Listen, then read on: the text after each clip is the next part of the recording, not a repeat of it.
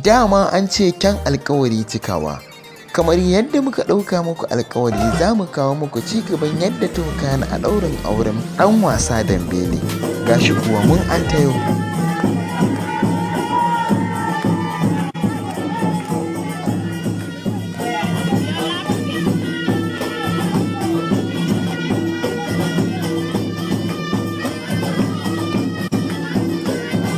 Kai ango ta fama na.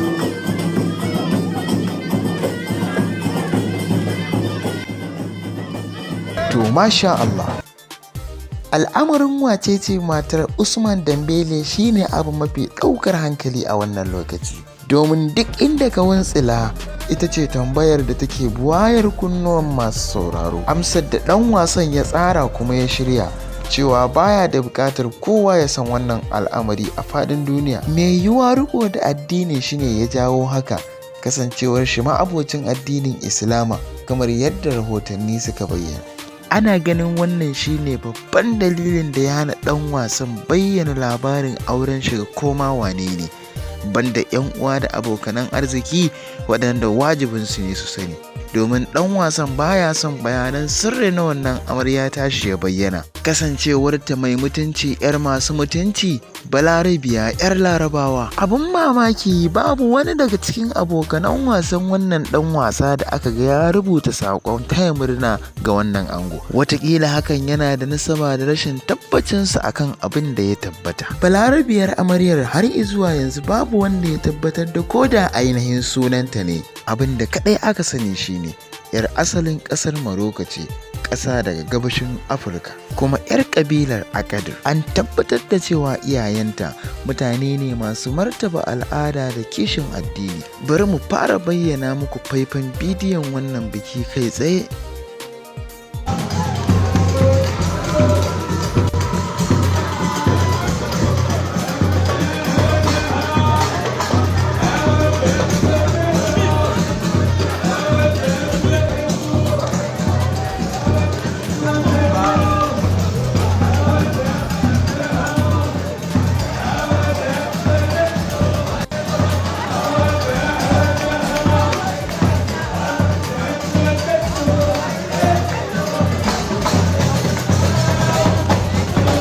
Amarya ce dai a cikin wannan keken doki, inda yanzu nan za ka ga mukarrabanta sun yi sama da ita.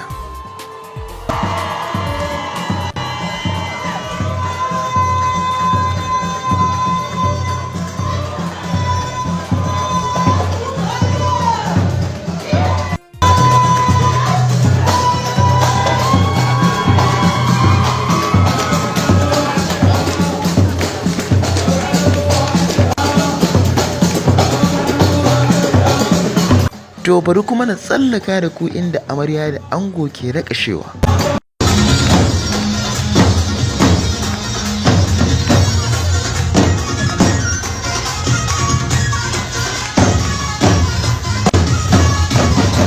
Kai, wato auren balarabiya ƙurewa ne. Yanzu kuma bari na tsallaka da ku inda amarya da ango suka yi wankan sukari.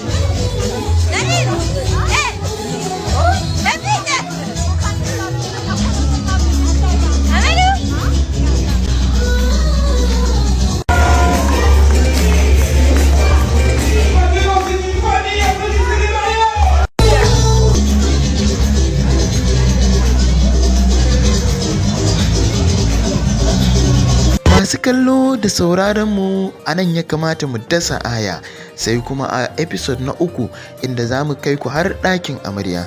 Ku kasance da gidan TV FCB Golden TV, ku kuma yi mana subscribe tare da danna mana ƙararrawa.